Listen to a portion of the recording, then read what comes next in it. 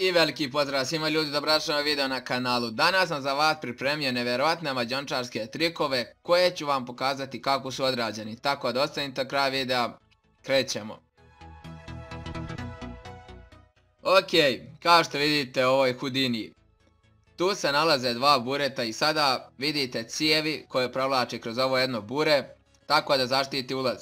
Sada pomoćnica dolazi i ulazi u drugo bure koje je prazno. Sada sastav i zaista nevjerovatno, zar ne?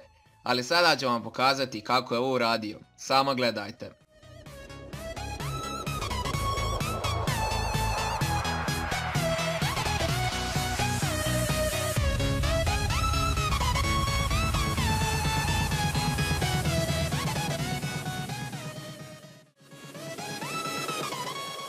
Opa, sada je postavio neke šipke ili šta je već ovo, ali šta god daje izgleda veoma šiljato.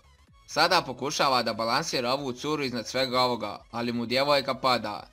Ali čim su prišli ovi zgodni i plodni momci, odmah se oporavila. Kao što vidite nije joj ništa. A sada gledajte kako se to izvodi.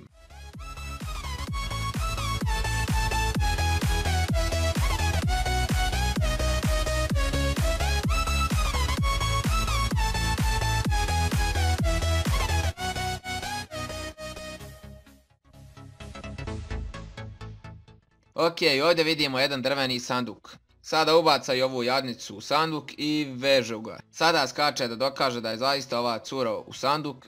I sada ga ove djevojke prekrivaju i bum. Pogledajte ljudi moji kako je ovo izveo.